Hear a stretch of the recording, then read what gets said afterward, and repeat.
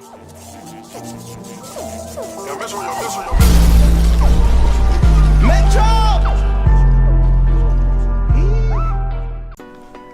up YouTube, Metro here 2012 coming at you with episode 4 now of this Madden 18 rebuild with San Francisco 49ers. You saw the game last episode, we did really well, so we're going to go ahead and advance.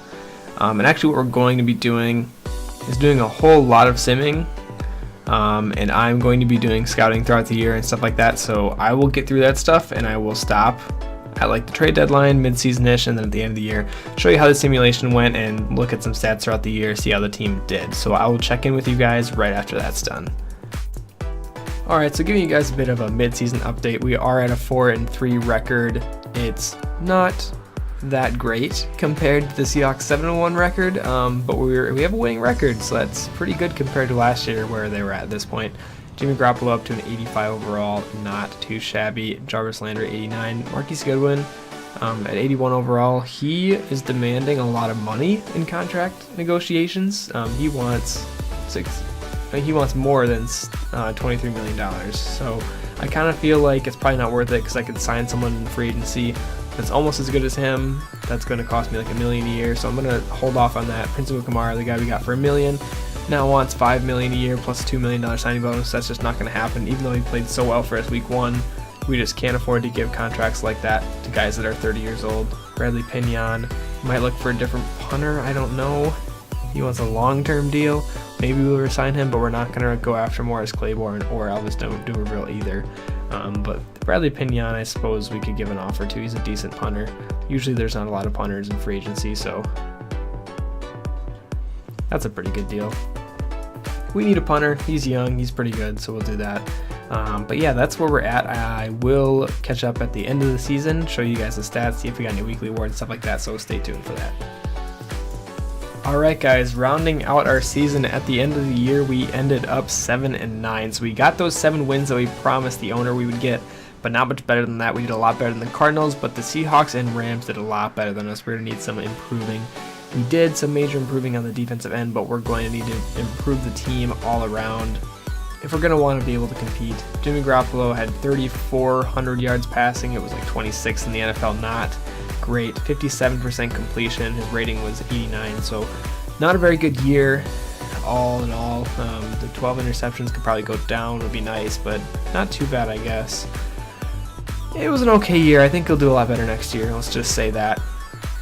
Rushing wise, Carlos Hyde almost had 1,000 yards and he was injured for a couple of games, so that's pretty good on his end. Matt Breida looks like he was a decent back. After him, not a lot of touchdowns from our running backs. They were dispersed amongst a lot of people, but not a lot of them. Carlos Hyde 3 fumbles, 0 broken tackles on the year for Carlos Hyde. That seems weird. His longest run was 5 yards the entire season, guys. So 3.5 average, not great. That's really bad. Hopefully we can sign a running back or draft a running back, I guess. Marquise Goodwin led the team in 66 receptions. Not re-signing him, so that's unfortunate. Jarvis Landry also at 65, so he's only 1 away. Ended with 961 receiving yards and 9 touchdowns instead of 6. George Kittle had 58 receptions for 600 yards, 8 touchdowns. Good year for a tight end. Parker Roberson only had 2 touchdowns, but did get 55 catches for 659 yards, so pretty decent.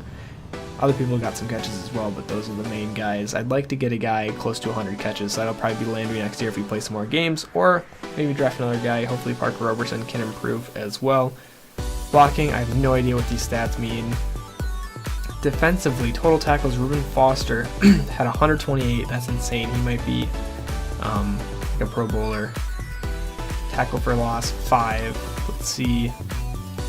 Leading the team, tackles for loss, Solomon Thomas had 11. DeForest Buckner had 7. Reuben Foster 5. Spiller 5. Armstead 5. Sheldon Day 3. Spiller got hurt for a little while in the middle of the season, so I'm curious to see how his stats ended up. He ended up leading the team in sacks. So he was injured for maybe like 3 games, but still led the team in sacks. So that's awesome to see. 9 sacks for him, 7.5 for Thomas, 7 for Taji Kamini. Neil Noor, the linebacker we took late in the draft, ended with 5.5, and he ended with 105 tackles. He's like a backup. So he's a backup to each linebacker position. I usually like doing that if I have a really good like third string linebacker, I'll have them back up all the linebacker positions. And also we were playing a 3-4 for a lot of the year, so he was actually a starter for a good portion of the year. So 105 tackles, 2 for loss, 5.5 sacks for him. That's awesome. DeMaurice Buckner got 4, Eric Armstead 3, Sheldon Day 3. Super happy about that. Interceptions, Reuben Foster had 8. Okay, he has to be maybe defensive MVP. He had 128 tackles, 5 for a loss, and 8 interceptions for 100 interception yards. That's crazy. Prince Mukamara's 2 interceptions were the first game of the season that I played. Akilo Witherspoon ended up getting 2. Tate Giacomini, Tart, Malcolm Smith, Roland Darius, the rookie, had 1. So not as many for Roland Darius. I was hoping he'd get more. Pass deflections. Reuben Foster led the team with 16. He is just insane. He led the team in like everything. I hope he's like a defensive MVP or something. That'd be insane. Prince Mukamara had quite a few. Roland Darius had 9. Catches allowed 53. Holy cow. So he did not have the best year, I guess it would seem. Forced fumbles. Spiller had 2. Armstead had 2. Neil Noor had 2. Reuben Foster had got himself 1. Pretty cool. A lot of people had fumble recoveries. Safeties. Yeah. Eric Armstead and Reuben Foster got a safety. Touchdown, and Mukamara had 2 in that first game. Games played, so let's see what Spiller did. Let's see how many he missed. 3, so he missed 3 games. Okay, that's it for stats. Let's see if we got any awards. Let's do weekly awards, see if we got anything. So, week 1, Garoppolo, Mukamara. Neil Noor was NFC Defensive Player of the Week in week 3. That's awesome. I'll have to check him. And then seemingly nothing else for the rest of the year there. Nope. So just that. Let's go to yearly awards. See what we have there. NFL MVP is Devontae Freeman, the running back, followed by Deshaun Watson, Russell Wilson, Matt Ryan, Drew Brees, Matthew Stafford, Aaron Rodgers, Dak, Tom Brady, and Zach Estandia. Wow, okay. Interesting. Coach of the Year, not me, Dan Quinn. It is. Let's go ahead and look at, we're NFC, so I'm going to focus on NFC. Offensive Player of the Year, nobody even in the discussion. Defensive Player of the Year, wow. Bobby Wagner, Deion Jones, Darrell Freeman, Dominic Easley. Reuben Foster was number 9. You saw how crazy his stats were. He was number 9 on the list. That's crazy. Offensive Rookie of the Year, Trayvon Walker for the Bears. I actually looked at drafting him. Wow. Ended up that good, huh? Parker Roberson was 3rd. That'd be nice if we would have gotten him that. Defensive Rookie of the Year, it's Neil Noor.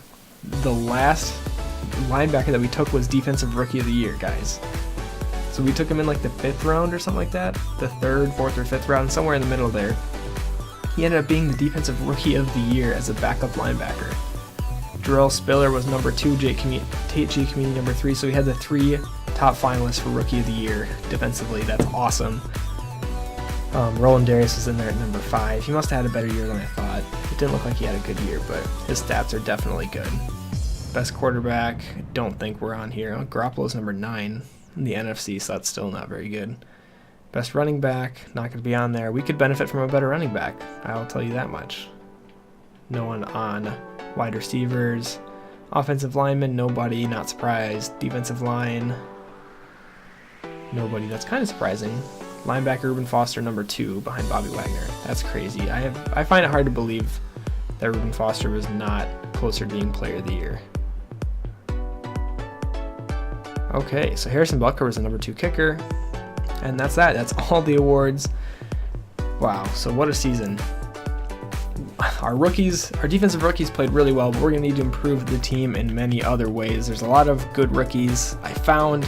Unfortunately, they all look like they're defensive players, but we'll see. I'm going to do some more scouting, show you guys free agency and the draft. So, catch up to you then. Okay guys, this turned into a really long video, so I'm splitting it up in 2. I'm going to do the season recap like you just saw, and then I'm going to create another episode for the off season. So stay tuned, subscribe for the next video. Thanks for watching, and I'll see you in the next one.